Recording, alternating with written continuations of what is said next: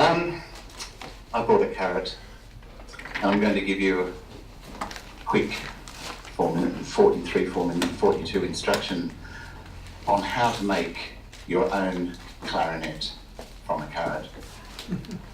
A really good definition that I like of creativity is the putting together of two previously unrelated things, could be objects or ideas, and creating something new. So I'm going to Did you hear that? take a carrot Two unrelated things. and a saxophone mouthpiece, and I'm going to give you a very quick demonstration on how to make your own instrument. Because I think the thing we forget is we tend, crazy because music is such a communal activity, but we tend to leave music in the hands of the experts, and all of us consume music. But you yourselves can become clarinet players very easily. Oh, let me move that out of the way.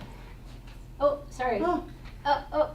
I'm trying to move Make that your own down. instrument. Because I think the thing we forget is we Yeah. tend, Blow it up full screen, that thing will go away there.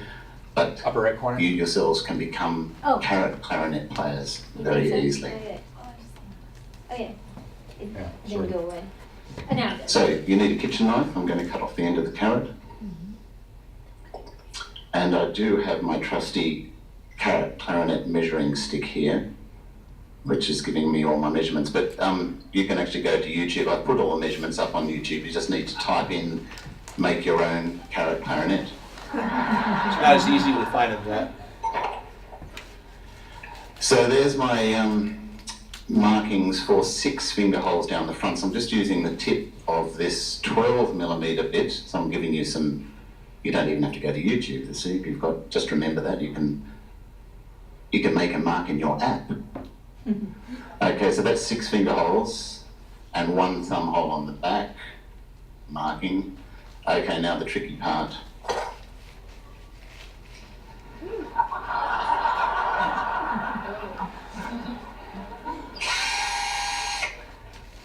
Okay, here we go. I've got a bowl here so I don't make too much of a mess at this stage. And into the center.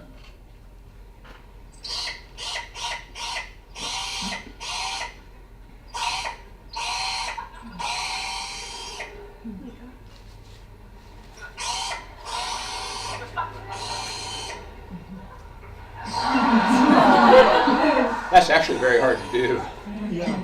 Getting there, halfway through. One more, I reckon.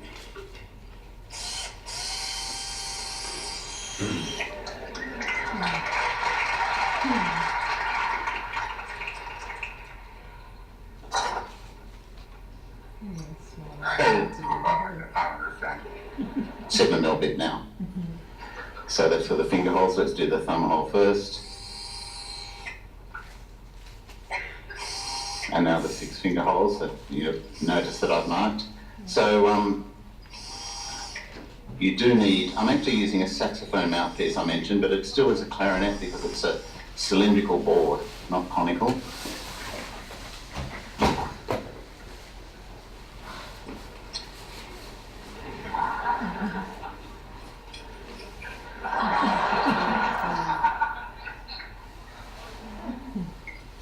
That's to make it a little flatter when he presses down on it.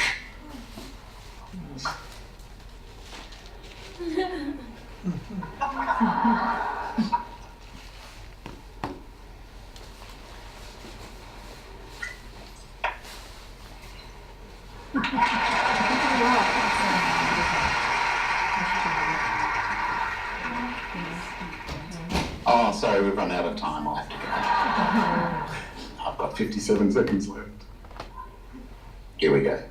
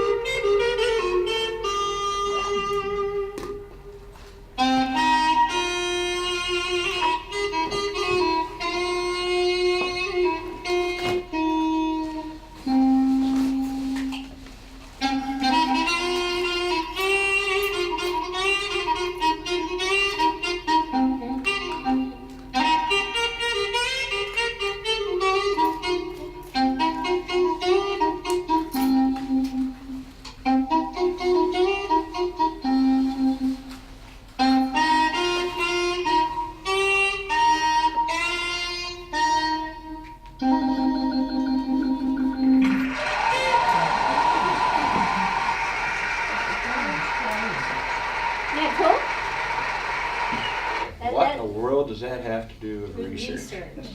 Thing. Trial and error. Try and error. It is. Research is a journey. It's not always linear. Sometimes we take a position, we start moving in the direction that we thought we were going, and we end up moving to a different road, to another road, to another road. And sometimes the beginning is vastly different than the end. So, yeah.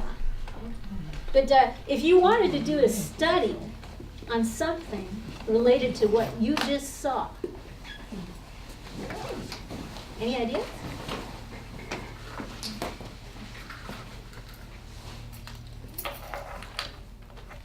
Does it spring you into thinking about something? Yeah. Is there a relationship between this and this? A with B. B. Building a carrot clarinet with. With what? What could that be associated with?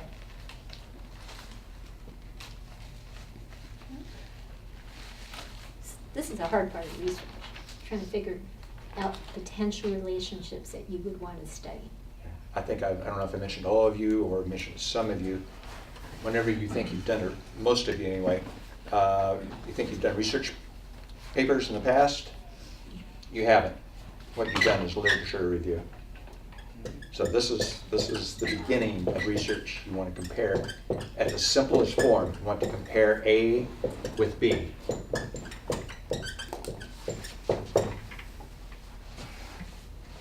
How about motivation? Does it, when a person engages in making his or her own instruments, increase motivation? Well, they study the instrument. Up to you. Motivation to learn an instrument. Yeah. How's that?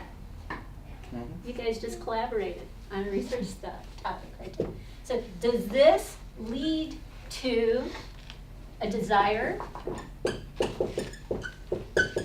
to learn music? As More opposed formally. to, More formally.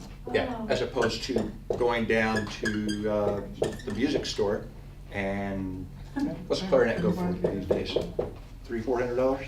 And then you figure out you can do it. Clarinet? Yeah. $1,000 or more if you get a decent one. Yeah? A learner instrument? $1,000 or more if you get a decent one. I know I Then just bought them. you- $1,000. Yeah, in my day, there were $300, $250, $300. We looked this up. Carrot, wait a minute, back on carrot.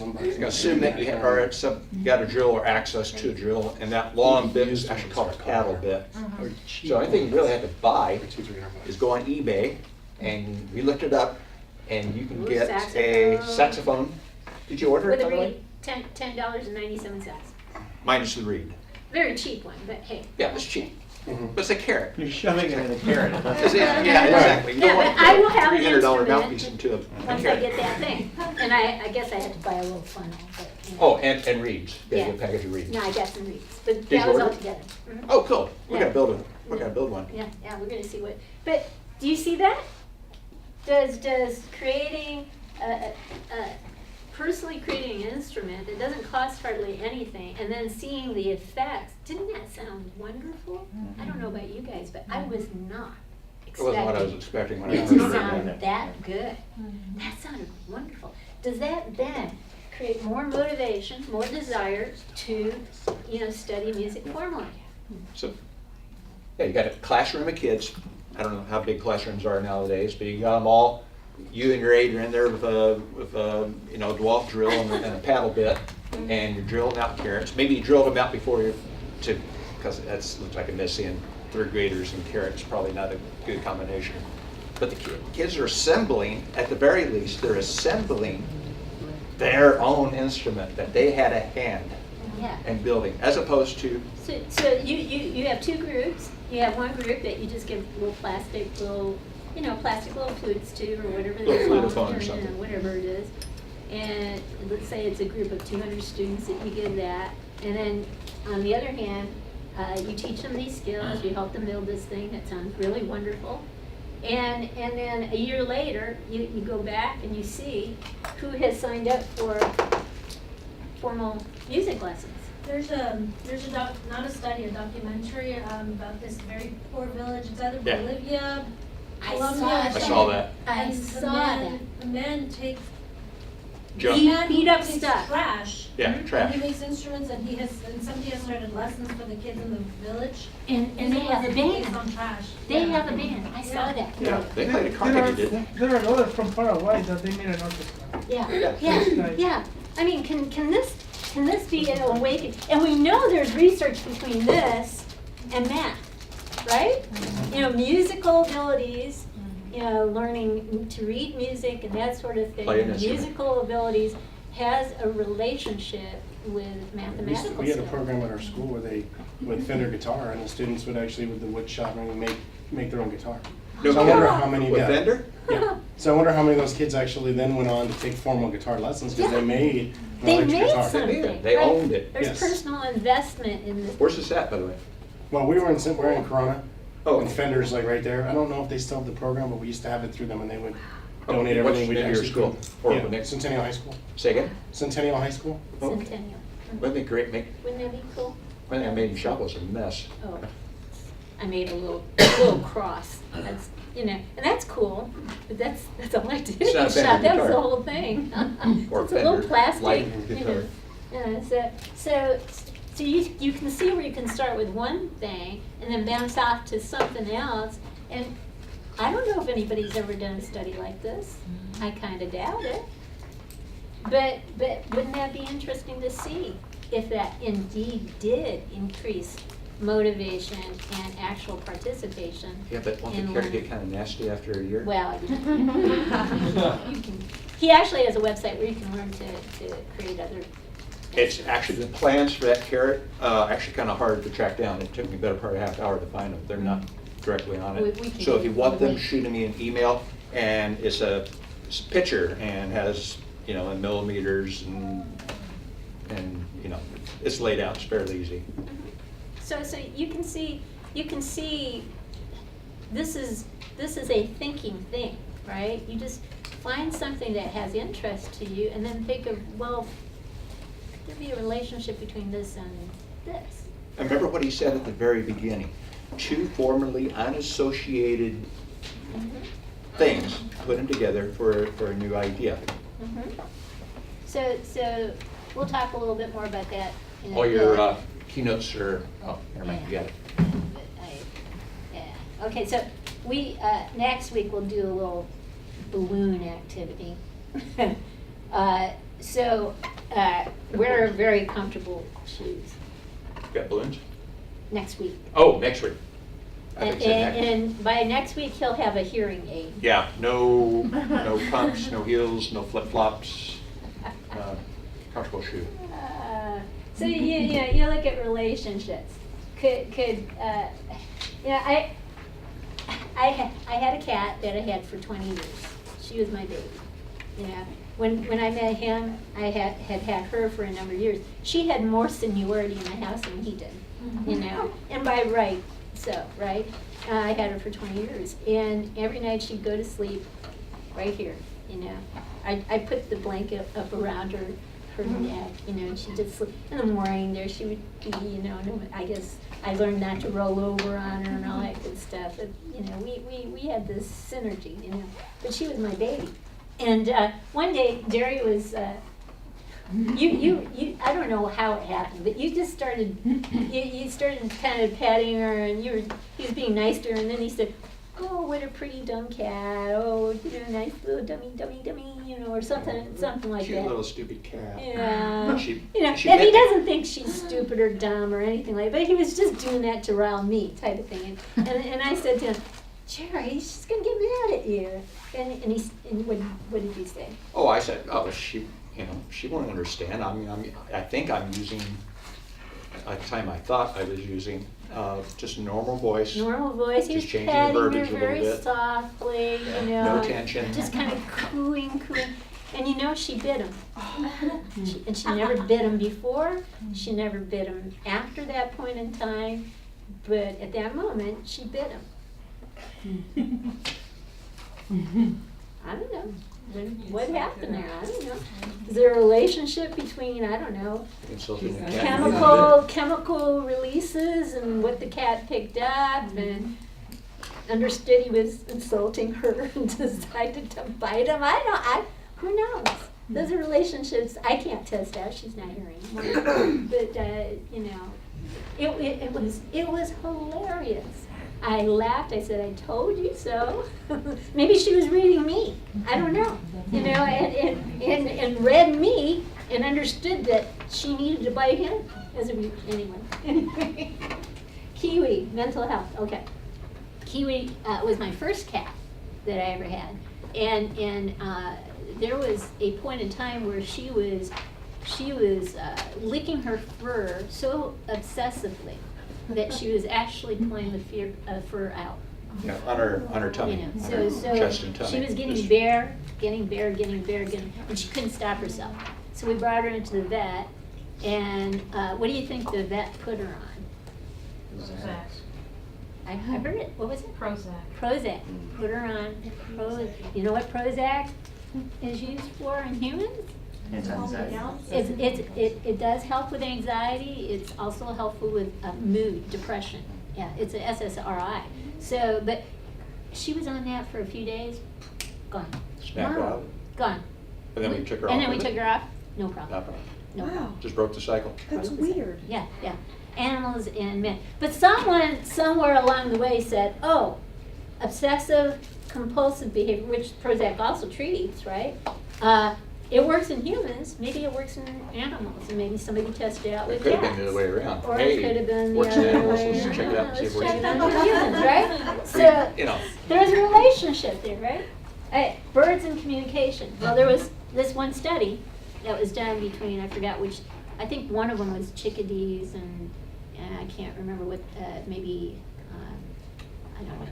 It wasn't woodpeckers or anything like that. Maybe it was sparrows or something like that. But there were two separate bird species.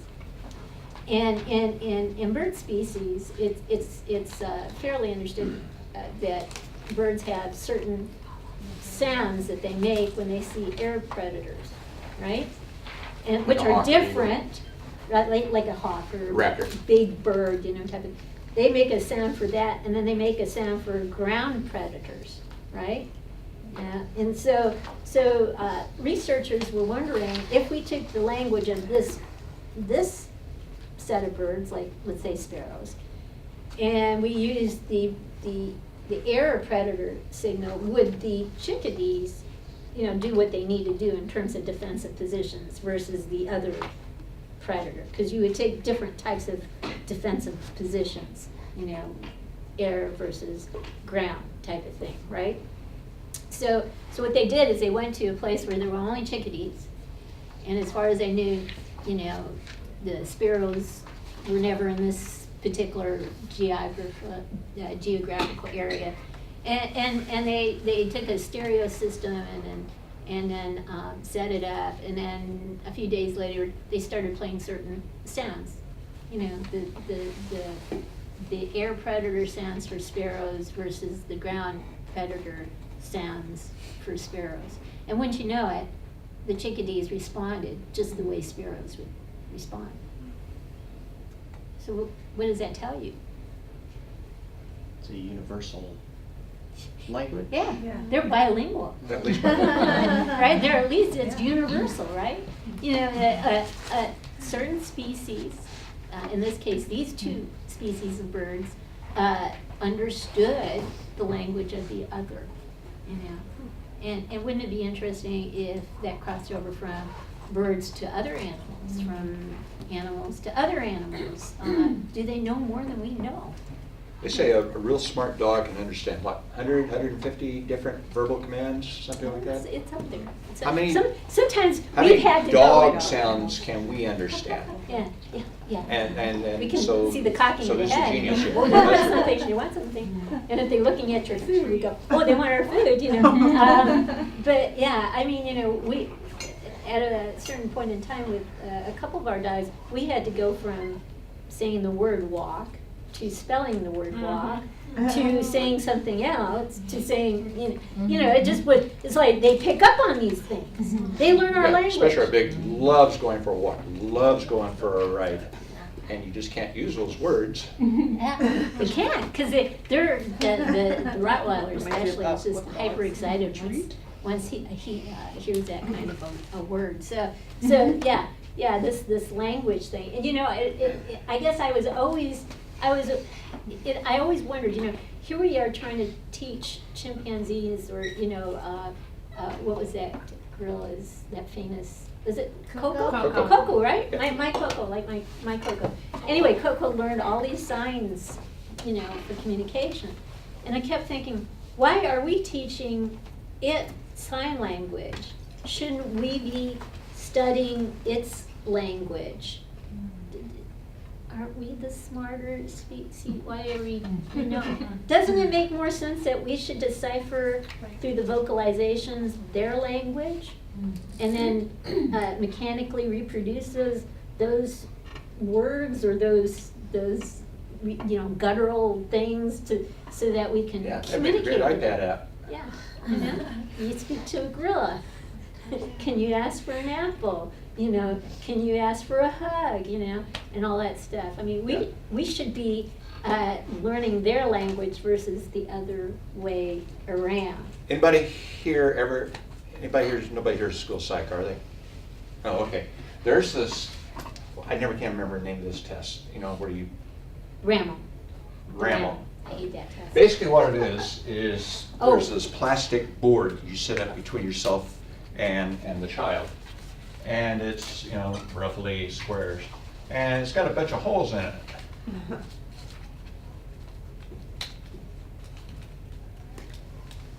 Actually, I have more holes than that, but that's the extent of my artistic ability. And what you do, you take a pencil, and remember, this is between you and the child. And you do like that, and the child Supposed is to replicate it. supposed to repeat it. So you go, okay, that. And the child is supposed to go this. Basically, you add one until it And fails. it may be a different order. You might Yeah. go then this, and they're supposed to replicate that. And you do it until there's, what, 2 failures? Yes. Yeah, 2 failures. Yeah. Well, they did something an awful lot like this, except it was a series of lights. It wasn't a plastic panel between the chimpanzee and the trainer, or the experimenter rather. It was basically an LED touchscreen. And these big things would light up.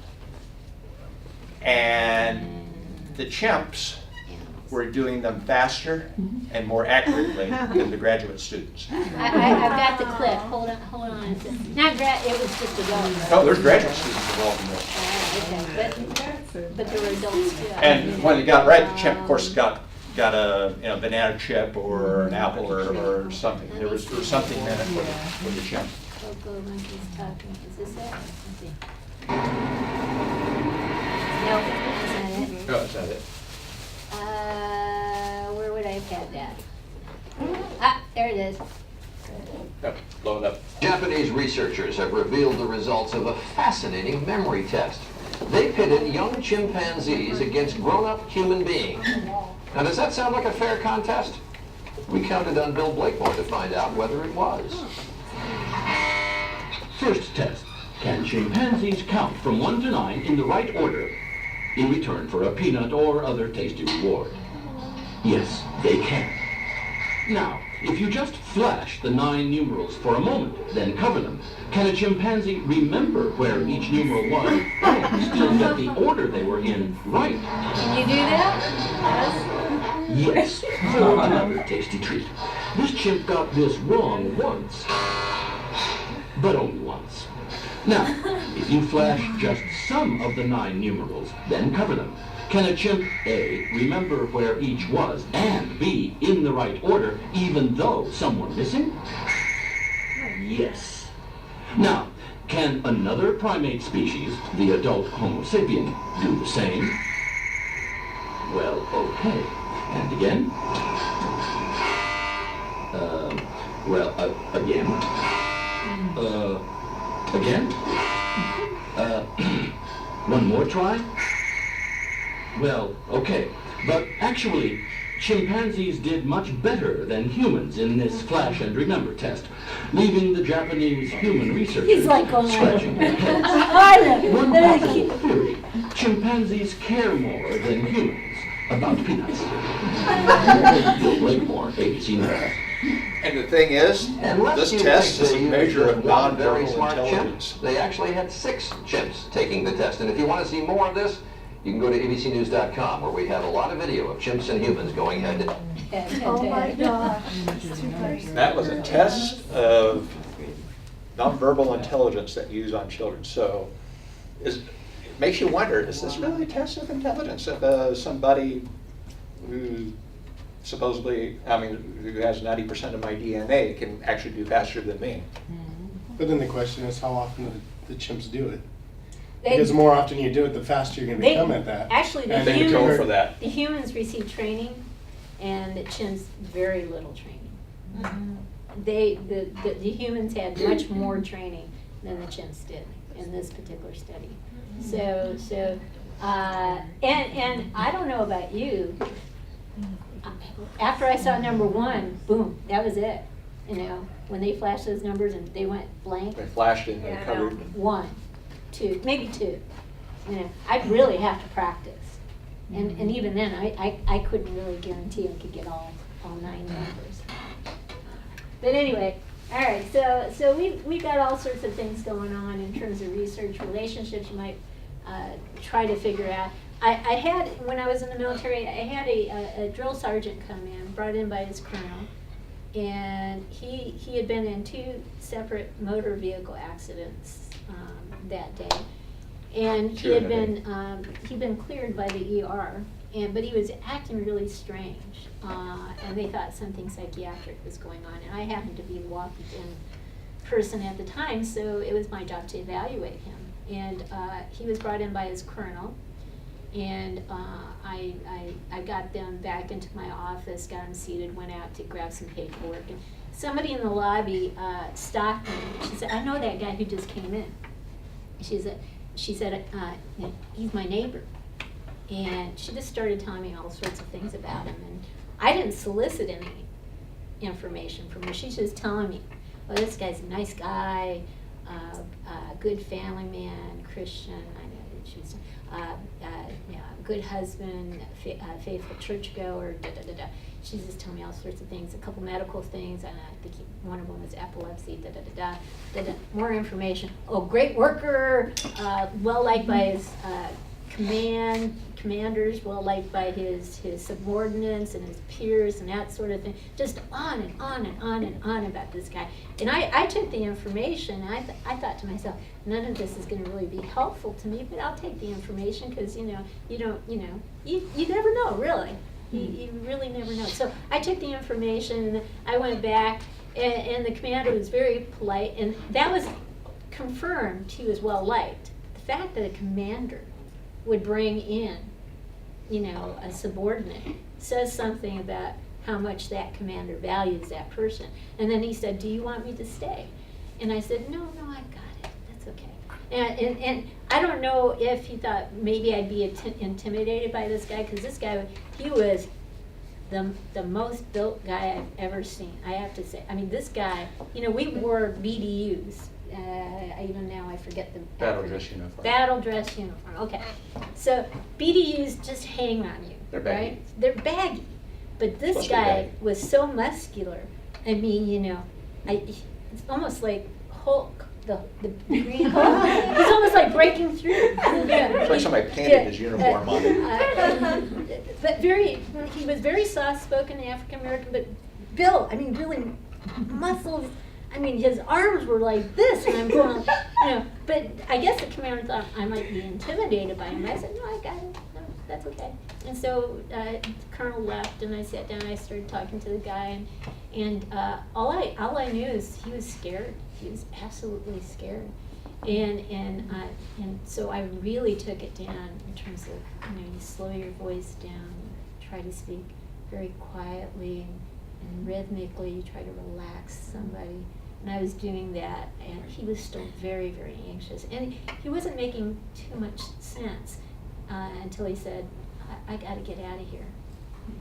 Got up, started walking out. Well, now, in my mind, I'm going, I can't let him leave.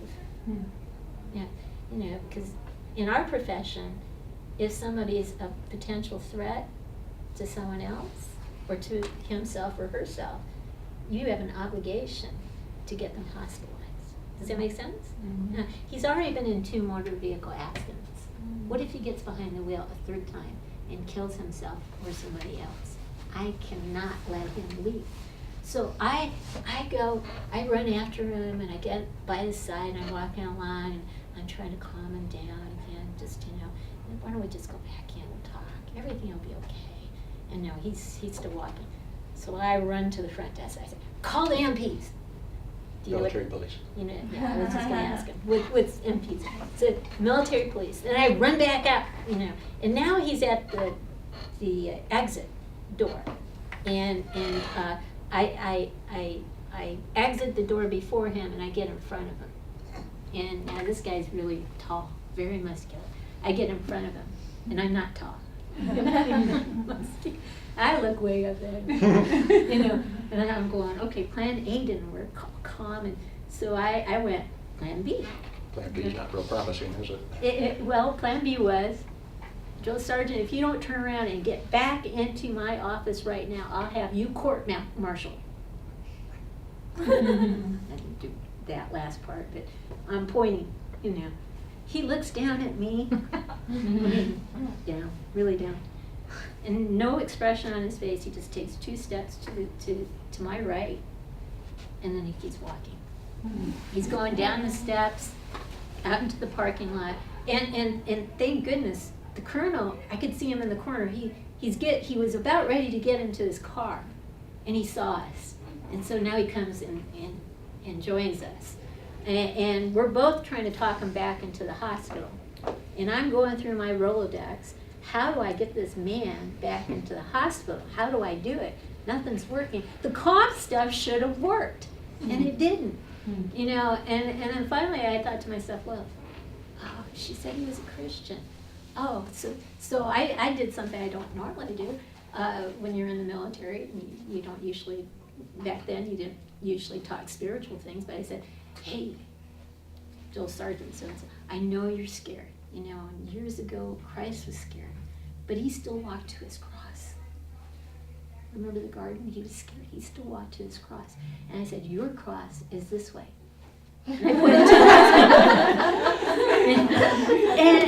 and amazingly, he stopped. Just like that, he stopped. He didn't really look at me. He just stopped. And then he kind of just, like something was going on, and then he turned around and started walking to the hospital. And I'm going,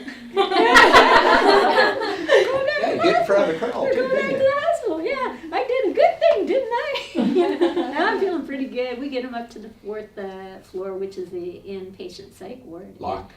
Lock ward, and I had no idea what was going on. It wasn't my case anymore. It was the inpatient case. But I went up to see him the next day, and I started talking to him, and I realized he had no clue who I was. And I said to him, you don't remember me, do you? He said, no, ma'am, I do not know who you are. And I said, well, I'm the person who talked to you the other day and got you up here. And I said, well, thank you, ma'am. I really appreciate that. And I said, well, I'm glad you're doing so much better, and not soon thereafter he was released and that sort of thing. Now the question is, what happened? TBI, traumatic brain injury. Could be. He was cleared by Could be the motor ER. vehicle accidents. He had 2 motor vehicle accidents. He was cleared by the ER, but they don't ever make mistakes. Nah. ERs don't make mistakes. There are a lot of students working in there. They make, even the non-students make mistakes, right? So it could have been a TBI, traumatic brain injury, 2 motor vehicle accidents. Any other hypotheses? Because that's what we do. We run through our head hypotheses. We try to find relationships between this weird acting out behavior, this almost at times incomprehensible language, this exceptional fear. What explains that?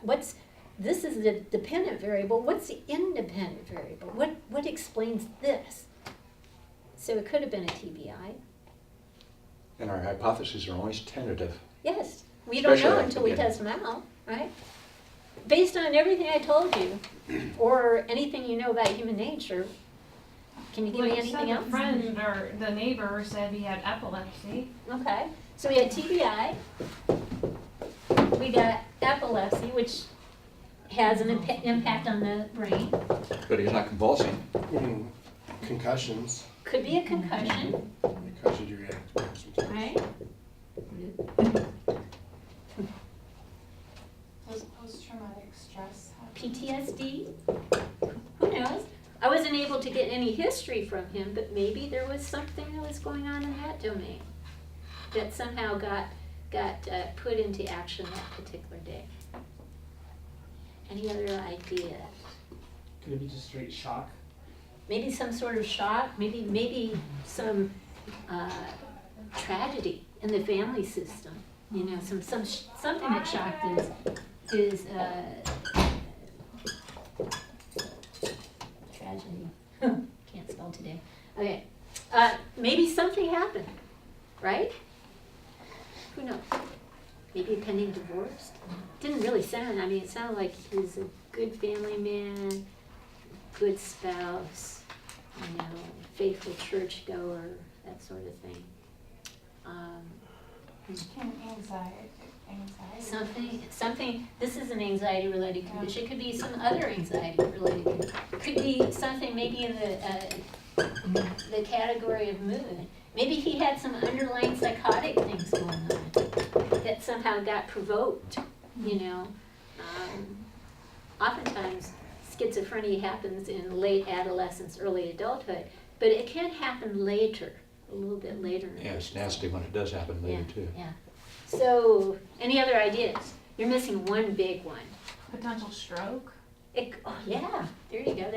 That's not the one I'm thinking of. But that's true. It's true. It's true. Yeah. Could maybe an aneurysm.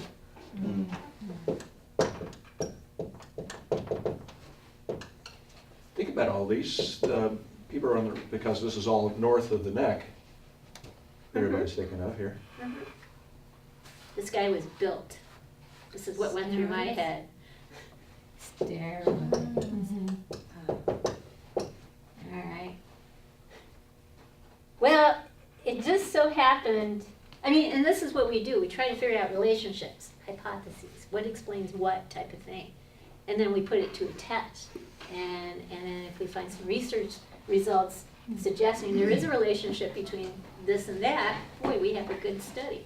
You know, it so happened, it had to deal indirectly with this. And what I mean by indirectly, he had epilepsy. He stopped taking his medications.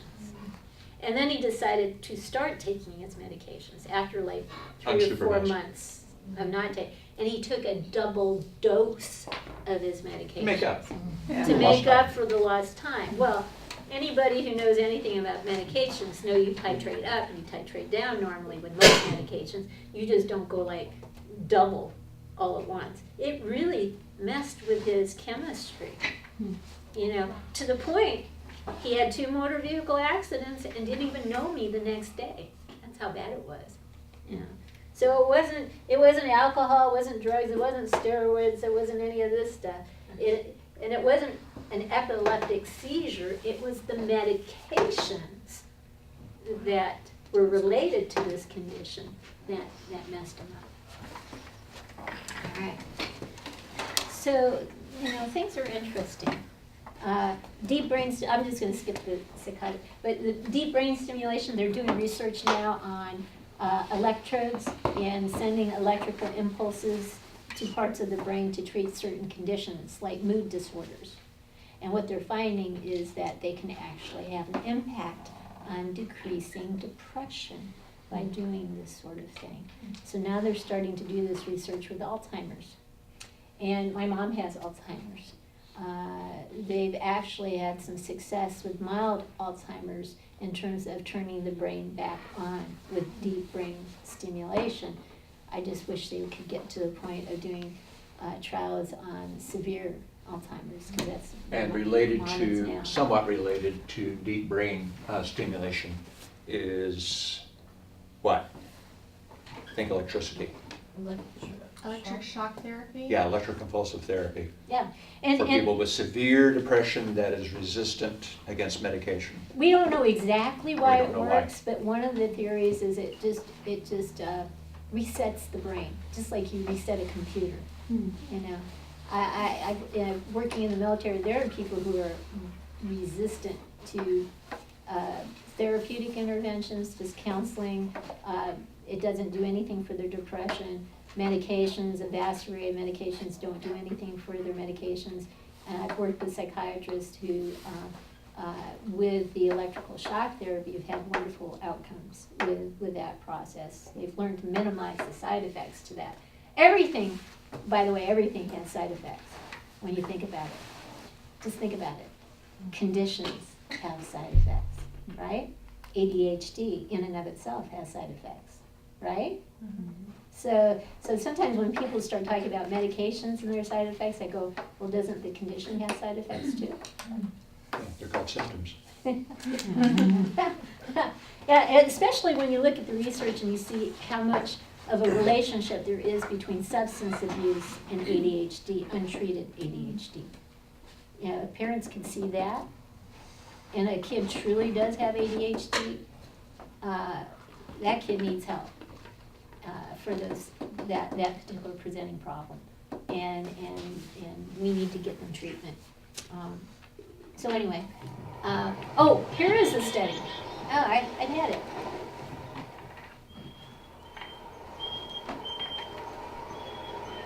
Oh, that's not the study. It's just showing you some of their words.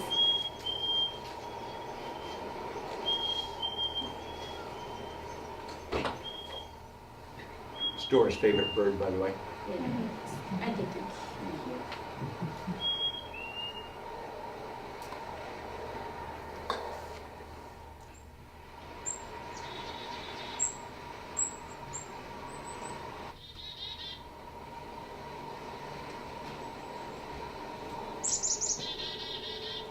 Anyway, it's just interesting. They do have a language. We could learn their language, and we are trying to. Oh, is this the?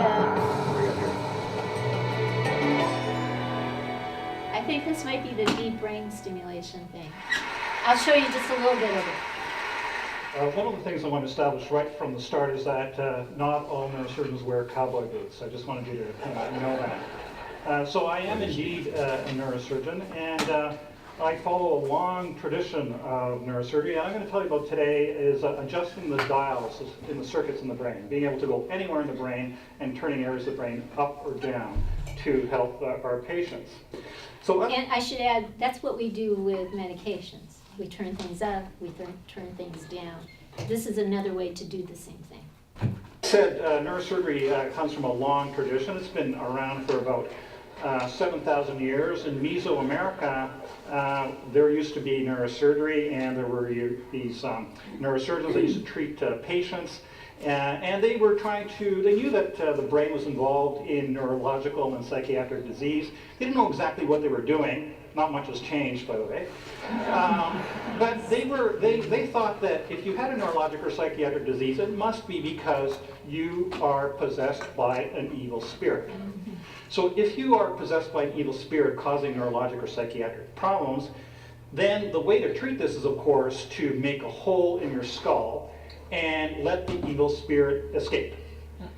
So this was the thinking back then, and these individuals made these holes. Sometimes the patients were a little bit reluctant to go through this because you can tell that the holes were made partially, and then I think there was some trepidation, and they left very quickly, and it was only a partial hole. So, and we knew they survived these procedures. But this was common, and there were some sites where 1% of all the skulls have these holes, and so you can see that neurologic and psychiatric disease is quite common, and it was also quite common about 7,000 years ago. Now, in the course of time, we've come to realize that different parts of the brain do different things. So there are areas of the brain that are dedicated to controlling your movement, or your vision, or your memory, or your appetite, and so on. And when things work well, then the nervous system works well and everything functions. But once in a while, things don't go so well, and there's trouble in these circuits, and there are some rogue neurons that are misfiring and causing trouble, or sometimes they're underactive and they're not quite working as they should. Now, the manifestation of this depends on where in the brain these neurons are. So when these neurons are in the motor circuit, you get dysfunction in the movement system, and you get things like Parkinson's disease. When the malfunction is in a circuit that regulates your mood, you get things like depression. And when it is in a circuit that controls your memory and cognitive function, then you get things like Alzheimer's disease. So what we've been able to do is to pinpoint where these disturbances are in the brain, and we've been able to intervene within these circuits in the brain to either turn them up or turn them down. So this is very much like choosing the correct station on the radio dial. Once you choose the right station, whether it be jazz or opera, and in our case, whether it be movement or mood, we can put the dial there, and then we can use a second button to adjust the volume, to turn it up or turn it down. So what I'm going to tell you about is using the circuitry of the brain to implant electrodes and turning areas of the brain up and down to see if we can help our patients. And this is accomplished using this kind of device, and this is called deep brain stimulation. So what we're doing is placing these electrodes throughout the brain. These are, again, we are making holes in the skull about the size of a dime, putting an electrode in, and then this electrode is completely underneath the skin, down to a pacemaker in the chest, and with a remote control, very much like a television remote control, we can adjust how much electricity we deliver to these areas of the brain. We can turn it up or down, on or off. Now, about 100,000 patients in the world have received deep brain stimulation. And I'm going to show you some examples of using deep brain stimulation to treat disorders of movement, disorders of mood, and disorders of cognition. So this looks something like this when it's in the brain. You see the electrode going through the skull into the brain and resting there. And we can place this really anywhere in the brain. I tell my friends that no neuron is safe from a neurosurgeon because we can really reach just about anywhere in the brain quite safely now. Now, the first example I'm going to show you is a patient with Parkinson's disease. And this lady has Parkinson's disease, and she has these electrodes in her brain. And I'm going to show you what she's like when the electrodes are turned off and she has her Parkinson's symptoms, and then we're going to turn it on. So this looks something like this. The electrodes are turning off now, and you can see that she has tremor. Can you touch? Can you try to touch my finger? That's a little bit. We're now going to turn it on. It's on. Just turn it on.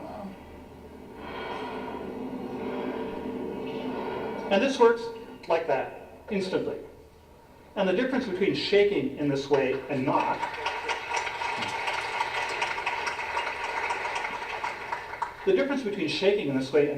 is related to the misbehavior of 25,000 neurons in her subthalamic nucleus. So we now know how to find these troublemakers and tell them, gentlemen, that's enough. We want you to stop doing that. And we do that with electricity. So we use electricity to dictate how they fire, and we try to block their The brain works based on electricity and chemicals. Those are the two formats that we have in the brain. behavior using electricity. So in this case, we are suppressing the activity of abnormal neurons. We started using this technique in other problems. I'm going to tell you about a fascinating problem that we encountered, a case of dystonia. So dystonia is a disorder affecting children. It's a genetic disorder, and it involves a twisting motion. And these children get progressively more and more twisting until they can't breathe, until they get sores, urinary infections, and they die. So back in 1997, I was asked to see this young boy, perfectly normal. He has this genetic form of dystonia. There are 8 children in the family. 5 of them have dystonia. So here he is. This boy is 9 years old, perfectly normal until the age 6, and then he started twisting his body. First the right foot, then the left foot, then the right arm, then the left arm, then the trunk, and then by the time he arrived, within the course of 1 or 2 years, the disease onset, he could no longer walk, he could no longer stand, he was crippled, and indeed the natural progression as this gets worse is for them to become progressively twisted, progressively disabled, and many of these children do not survive. So he is one of 5 kids. The only way he could get around was crawling on his belly like this. He did not respond to any drugs. We did not know what to do with this boy. We did not know what operation to do, where to go in the brain. But on the basis of our results in Parkinson's disease, we reasoned, why don't we try to suppress the same area in the brain that we suppress in Parkinson's disease, and let's see what happens. So here he was. We operated on him, hoping that he would get better. We did not know. So here he is now, back in Israel, where he lives, 3 months after the procedure, and here he is.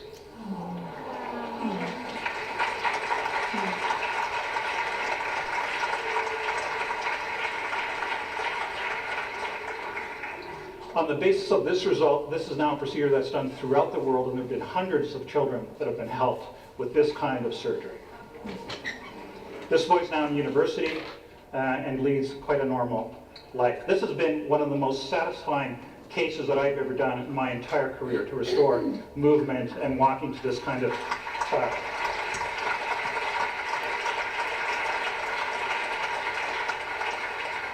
We realized that perhaps we could use this technology not only in circuits that control your movement, but also circuits that control other things. And the next thing we took on was circuits that control your mood.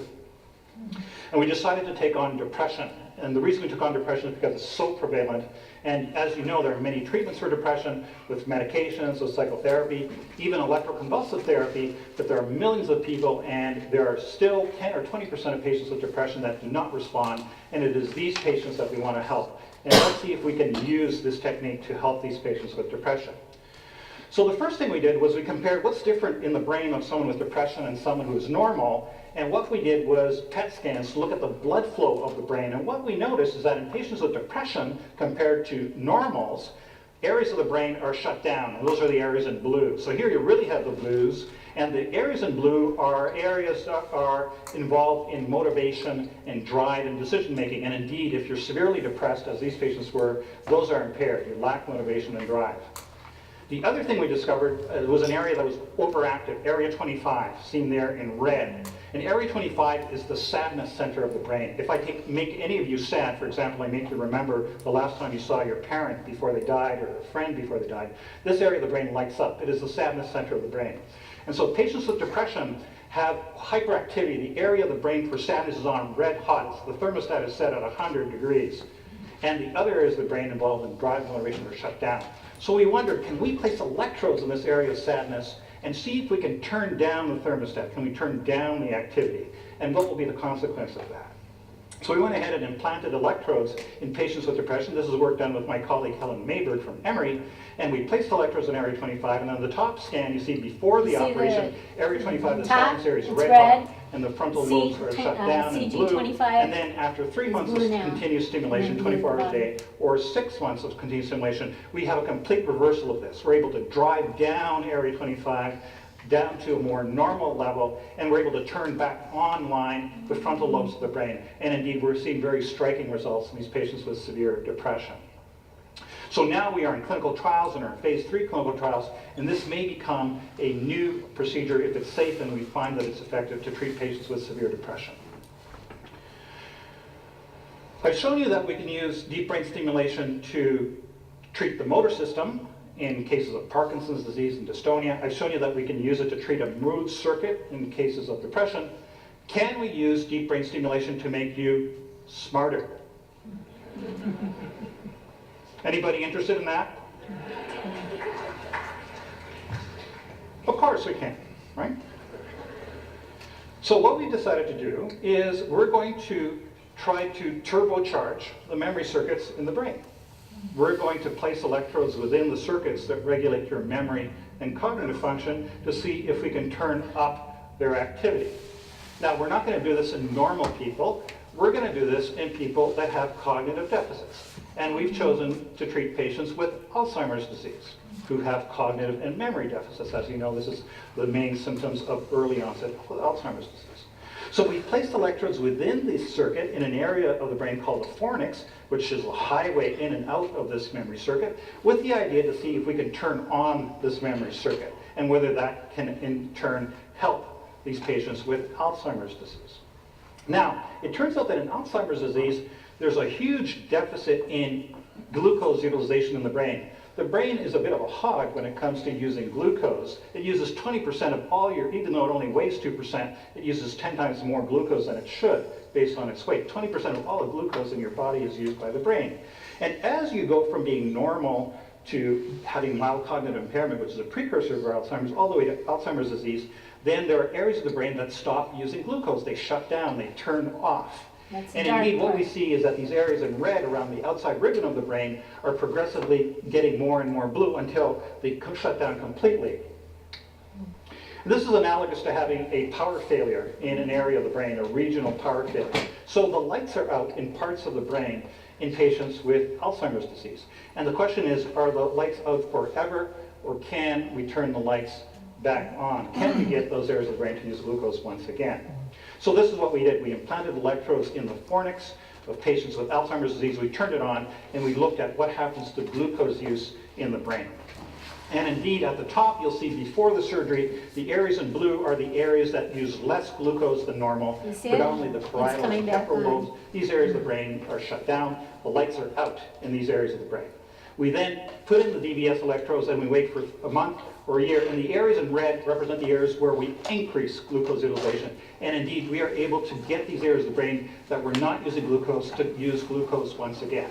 So the message here is that in Alzheimer's disease, the lights are out, but there is someone home, and we're able to turn the power back on to these areas of the brain. And as we do so, we expect that their functions will return. And that is amazing. If this continues on, this could really be a tremendous breakthrough. Yeah. So they put these electrodes inside the brain, and then they were saying something about like with the remote control, they Yeah, kind of yeah. You're able to turn the electricity up or down So with is it- certain neurons. Is it like a consistent flow of electricity, or is it like, okay, they need a dose of electricity, we're gonna send it? I mean, how does? You know, I'm not exactly clear as to the mechanics that are involved, but somehow, whatever it is that remote control does, is it stimulates electrical currents to take place. And where there was an absence of that occurring. So, and they fine tune it to the point where they can turn certain chemicals back on, or transmitters or transporters or receptors back on, or they can turn them off depending on what's going on. You know, and when you look at something like dopamine, for example, some of you have heard of that neurochemical, right? A neurotransmitter called dopamine. Well, when it's overactive, you've got schizophrenia. When it's underactive, you've got ADHD. If you can turn things, you know, get them stabilized, you know, things can start happening. They're good. Is there like, are they considering it as an alternative, because maybe, I don't know, is there less of a side effect than actually inducing chemicals? Well, you know, anything's going to have side effects. Medication's going to have side effects, even for medical conditions. The condition's going to have side effects.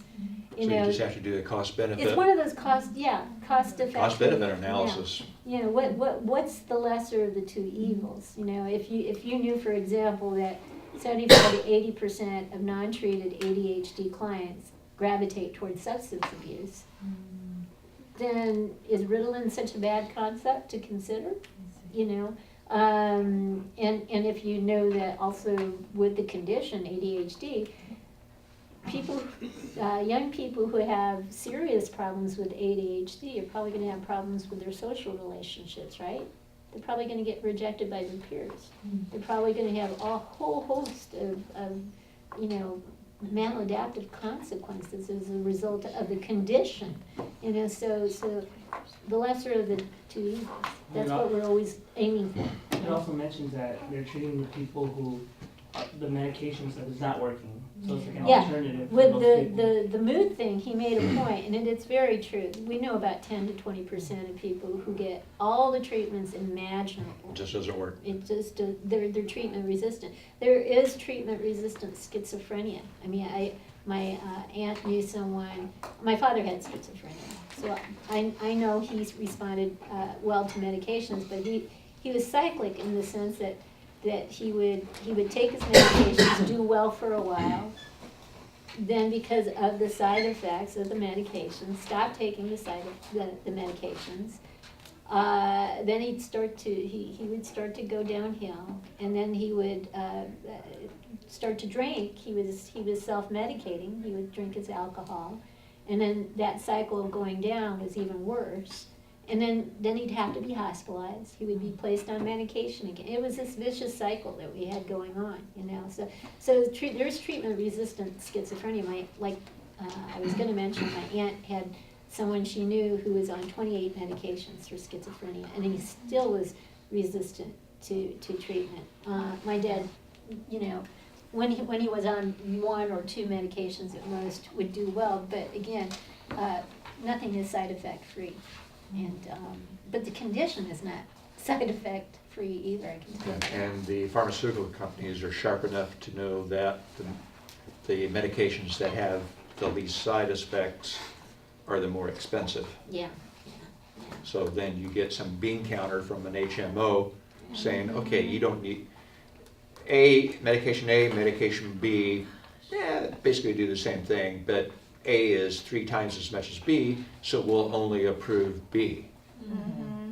Yeah, and that's Because they got shareholders that's to make kind of happy. the thing that's happened with medications used to treat manic depressive disorder. Lithium is one of those things I think you can't patent. It's just one of those. It's an element. It's an element. So but so then they create all these other medications so that they can sell these medications, even though lithium seems to be one of the most effective medications for manic, bipolar 1, bipolar 2 conditions. So anyway, maybe that just gets you thinking. Yes. Relationships, right? Somebody somewhere along the way thought, hey, does electrical stimulation, could that have a positive effect on some psychiatric conditions or some medical conditions? And sure enough, they tested it and they found some links. How far they'll go with that process, we don't know. That might be an endless journey here.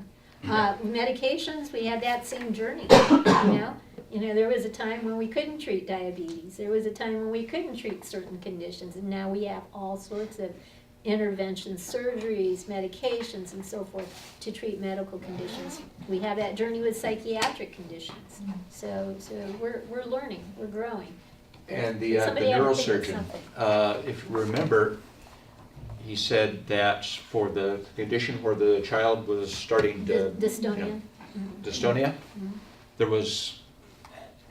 There was no literature to fall back on for him to say, okay, we're gonna do this. They made an educated guess. So because of success with Parkinson's, they hypothesized that this might.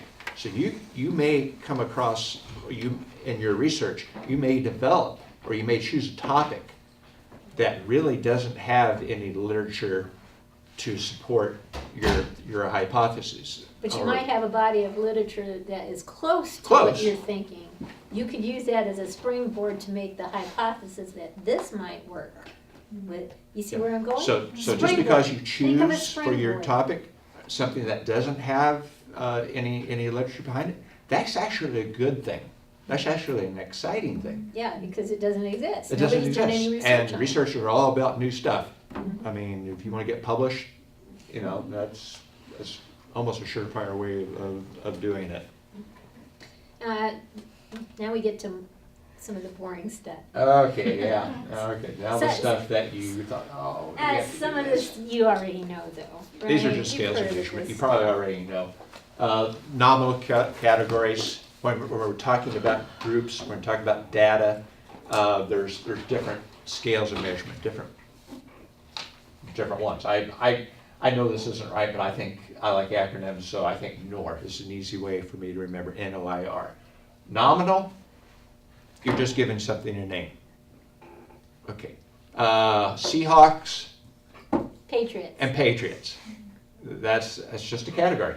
Yeah. That's just a And category because Seahawks it's a name. fans, Patriot fans, okay? Yeah, we just put you in categories. Okay, Patriot fans? Oh, okay, 2 Pat fans. Okay, Seahawk fans? I happen to be both teams. I like both of them. So it's Don't gonna be a care hard for one. American football whatsoever. Okay, here we go. I always say I got football just pictures because of we lions got, up there. it's got the Brazil soccer Yeah. uniform here. Lions are in it, so that's not going to be. Ordinal is just you think order something highest to least? Ranking. So AFC West, it was Broncos, Chiefs, San Diego, and Raiders. Raiders exactly where they needed to be because I'm a Chiefs fan. So, Okay, so, or you could think, here are the A people, you know, people who normally get A's, B's, C's, D's, or failing courses. That's ranks. You were ranking. Now we're ranking. interval. These are scores that have basically an equal distance between and an arbitrary zero, an arbitrary. You think about it, intelligence. Is there really such a thing as zero intelligence on an intelligence scale? And can you say an IQ of 50 is, or an IQ of 100 is that person is 2 times smarter than someone with an IQ of 50? You can't really say that sort of stuff. 50 is. So there's no known zero. A quiz, a test, they're usually based on a point system. Those are equal intervals, one point to another point to another point, equal intervals. But really, is there a known zero in terms of your knowledge and or absence of knowledge in that category? We can't assess that. Some people will even debate that ratio even exists, the fact that a known zero exists. But some people will say, yes, there are known zeros when it comes to mass, to speed and to Anybody a science things, major? You know. Here? Okay. Absolute zero exists where? In their mind. In their mind. They haven't reached it before. Getting pretty close. Okay, you get close, but it's not, absolute zero is There's still just a some heat constraint. given off by It's a whatever they're trying theoretical to constraint. Yeah, there you go. We can't remove all heat. Yeah. So there's that debate. Does ratio really even exist? But we have that construct. But in almost all cases, what we're going to be working with when we do research is nominal. It's going to be rank or interval. That's the reality of it. And then you guys have heard a lot of this stuff, right? You know, the normal distribution or that curve. Most people are in the middle. You know, they get the C's. The infamous bell curve. And then you get some people with the A's and some people with the failing grades. That the normal distribution, the normal population has that normal curve kind of thing going on. Gee, that's almost like flying. Sign language, except I was going like a duck. Okay, all right. Population. Oftentimes you cannot test the whole population. You've got to take a representative sample. You know, I mean, it's bad enough to try to go for a sample of 120 or 200 subjects. But if you had to do 10,000, 20,000, a million people, no, we can't do that. So we Although can take neurosurgeons said they did 100,000 for one particular procedure. That's pretty good sampling. That is a pretty good sample. I mean, that's really good.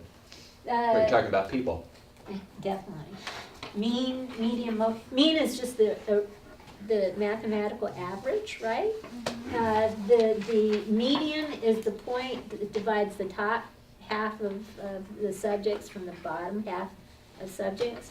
And the mode is the most frequently occurring score. So if you have a quiz of 10 points and out of 100 people, 50 people scored 8 on that quiz, and the next highest score was 6 points and 30 people, scored. The mode in that case is 8.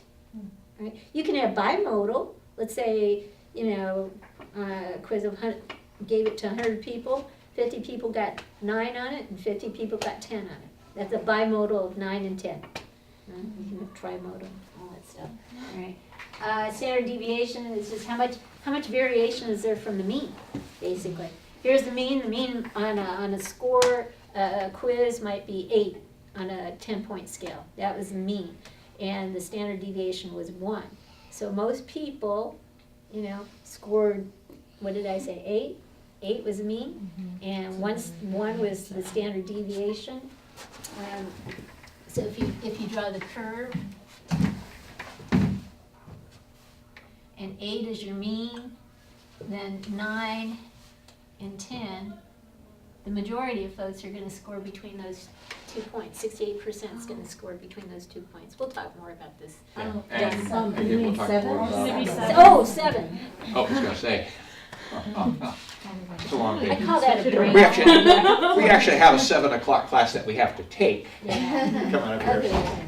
Standard error of the mean is just all you take a representative sample of all the standard deviations that you can calculate, and that kind of gives you a feel for the error. Degrees of freedom, think of it this way. You've got 10 quarters, and you have 10 classes you need to take in 10 quarters. All the classes are offered each quarter, so you get free choice in the first quarter. You know, you take the second class you need in the second quarter, third, fourth, fifth, sixth, seventh, eighth, ninth quarter. You've taken all classes that you need, one's left. That leaves you with 1 degree of freedom. So typically when we're talking about degrees of freedom, wiggle room, what are we left with here? And most of the time it's like 1 degree of freedom. Again, we'll get We'll more get into more this into that in as a class bit. progresses. But critical values are important because they help you, like if your critical value, if you have a mean, and you get this from a table, you get your critical values. Let's say it's critical value is, let's see, your mean is 5, it's a 10-point quiz, and the critical values are plus or minus 2.3. And so here's 6, 7, 8, 4, 3, 2. Okay, or 2.5. 2.5 is like over here. 2.5, 7.5, right? It's critical value, plus or minus 2.5, minus 2.5. And when you look for your obtained value, you look to see, does it fall within your critical values? So if I get an obtained value of 5, I know this might be too much right now, but we'll get to it later. Obtained value of 5, I'm going to retain the null. Only when I get out here do I start rejecting the null. And we'll talk more about that. Again, this is just a primer, we'll get more into it. Yeah. Let's see if we have a brain break. Oh yeah, here we go. Hey, Oh, no, go back. What? I lost it. No. Where'd it go? Okay. There he is. hey, you need to go to bed now. Into bed. Come on, get into bed. It's bedtime now. No. Come on, into bed. Come on, get in here. Come on. Good boy. Okay, go to sleep now. Okay, go to sleep now. Good. Good night. Good night. Go to sleep. Okay, shh. Go to sleep. Good night. Close your eyes. Close your eyes.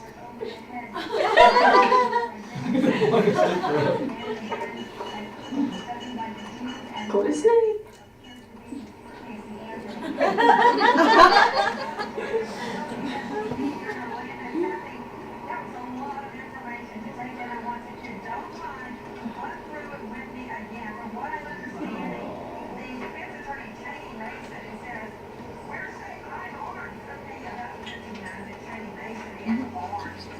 I just think that's adorable.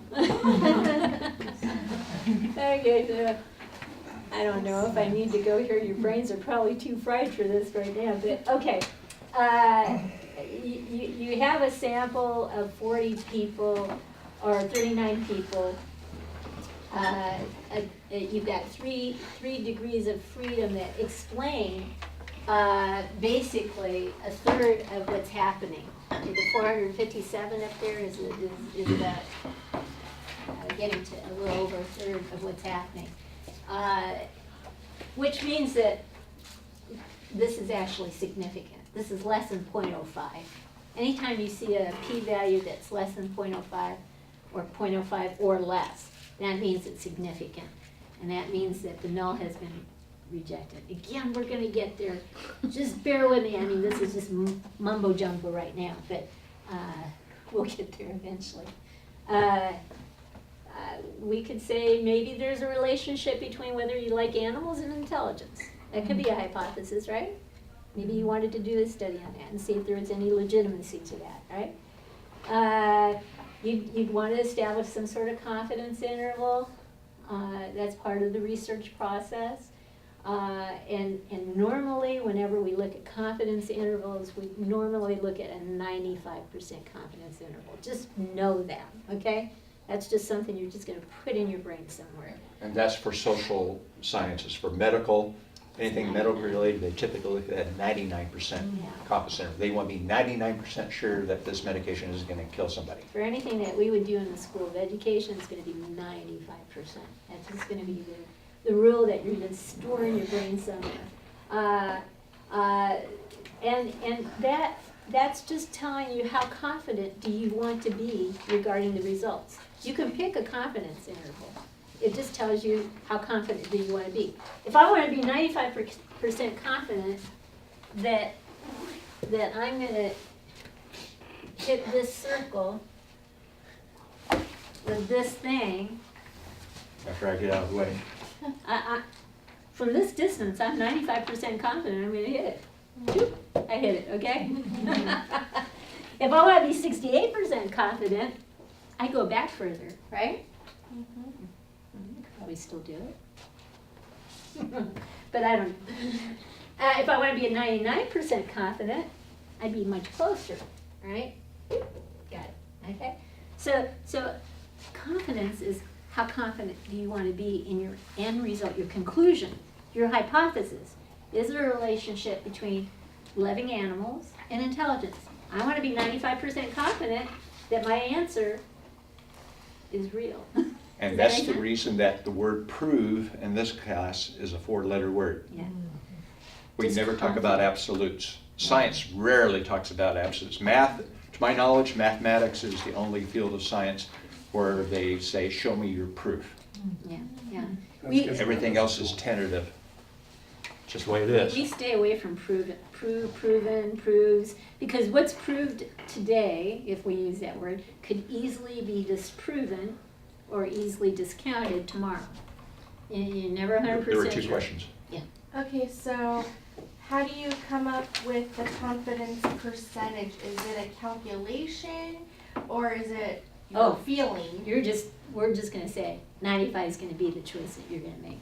You're always gonna be like, that's the number that you're always gonna go for. Yeah. When you crunch the 95%. data, That's the acceptable number. you tell the statistical analysis program, you can choose your confidence level. Okay. And then once you put in all your data and you It'll hit the spit crunch it out, button, 95% confidence. yeah, and it will flag stuff that is outside of that. So when it says P is less than 0.05, then what I'm saying is that there's less than a 5% chance that this result was coincidental.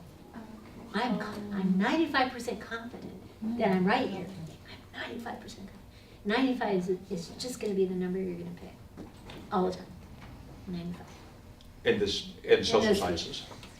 And you had a question? I guess I was just wondering why we wouldn't just say, hey, I want to be 99. I mean, we can't do 100, okay. So why can't we say, hey? it's 99, well. Why 95? I guess it sounds just kind of like. Yeah, you could do 85, you could do 68%. And by that You matter, know, why would anybody want to But be less then, confident? what, how is it important? 68% confident? Oh, gee, that's not very significant, is it? I'm 68% I'm, not much over, well, a little over 50%. I'm half sure. But if I'm in the 90s, now that's something respectable. So 95 is Yeah. our And there's a lot less. default as you- number, if anything. If you talk to a pure statistician, he or she will tell you that there's a lot, for lack of a better term, there's far fewer hoops to jump through. 95 seems to be the sweet spot. Yeah, yeah, if you really want to be 99% confident, You can do it. yeah, but is 95% something to discount? I wouldn't want to discount that 95%. But I would be more sure with 99%, but I don't want to discount 95. That's pretty darn good. You were going to say something, Brian? Oh, yeah. Okay. All right, so, the no, you know, when we say no, hopefully we're on the same sheet of music. No means no relationship. There is no relationship between living animals and intelligence. None. Okay? So whenever we do statistical analysis, our job is to, discount the no. We want to either reject or accept the no. That's our whole purpose in life, is to reject or accept the no. And so if we say there's no difference between these two things, and we reject the no, then we're saying there is. There is a relationship between these two things. So if the no says there's no relationship, and we reject that, we're saying there is. Does that make sense? There is a relationship. No says no relationship. I reject that. There is a relationship. Okay? If I say no relationship and I accept that, there is no relationship. Right? So I accept or I reject. Sometimes you can make some errors. You can say, I accept a no. There is no relationship. The reality is that there wasn't. The no is true, which means there was no relationship. There's no, but I rejected that, right? And I said, in the end, there was a relationship. I made a mistake. And the opposite could happen. That would be what they would call a type 2 error. The no was false. The no said there was no relationship. Well, that was wrong. There was a relationship. But I went with it. In my data ended up going with it.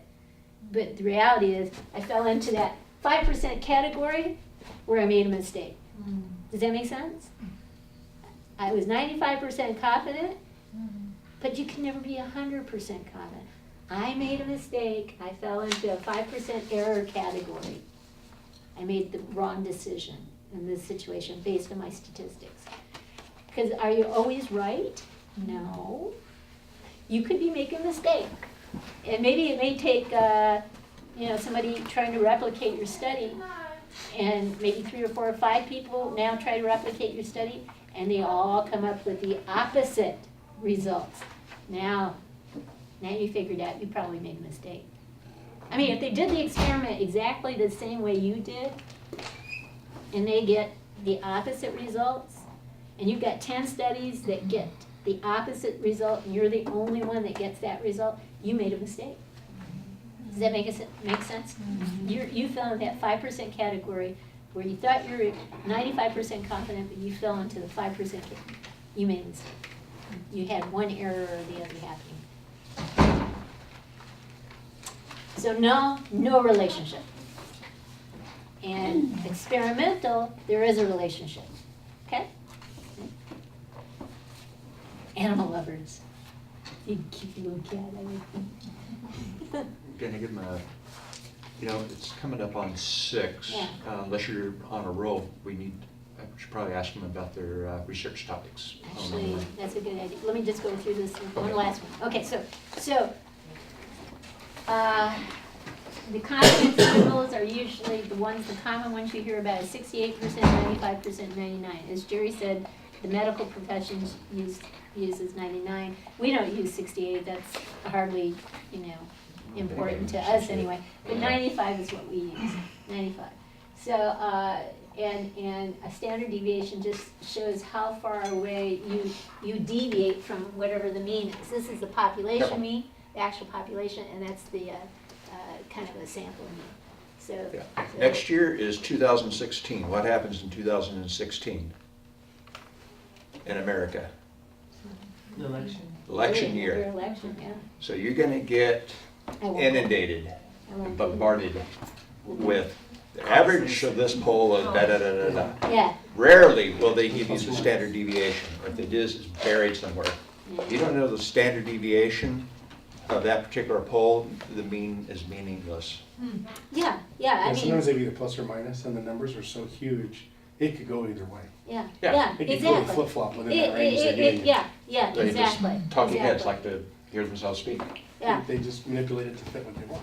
I mean, if you have for example, if you have a 100-point test, maybe this will make sense. If you have a 100-point test, and the mean is 99, and the standard deviation is 1, was that a hard test or was that an easy test? Easy. That was an easy test, right? Because almost everybody falls within, everybody scored high, and even if you look at 2 or 3 standard deviations away from the mean, they still fell in that 90-point range or above, right? Now, if you had a 100-point test and the mean was 72 and the standard deviation was 3, was that a hard or easy test compared to that one? That's harder, right? So if you have a mean of 72, one standard deviation would be, if we go up the scale, would be 75, right? Second standard deviation would be, right? And the next standard deviation would be what? 81. Right. So the A's would be over here, right? And vice versa. We could go down the scale. The F's would be over here. So this is definitely going to be a harder test than this one. 99 and 100. 98. I mean, if it's a 100-point test, we can't even go 2 standard deviations up. We're limited, right? That was an easy Bonus test. questions. Yeah, so really, just getting a point value on a test is meaningless until you start comparing it to what everybody else did, right? So, enough of that boring stuff. All right, so if anybody wants to stick around and talk about their topic, this is a good time we'll build this in from now on. So, to help you if you're trying to figure out where. And if your brain hurts Where do I wanna because go? it's okay, it's supposed to hurt this. Yeah, where do I want to go? We just don't want your hurt at the end. Yeah, so I will start working my Okay, way. split down here, you start with Tina and this group, and Okay, I will start and with Paula. then and next go this class way. period, we'll start here and work our way. So Okay. it balances, so we don't start always in the same place. Yeah, you don't have to stay if you don't want to, but if you want to, now's the one-to-one time. Are we gonna present our art projects, or are we just turning them in? You're just turning them in, but if you have an explanation behind it, I need to know it so I can pass that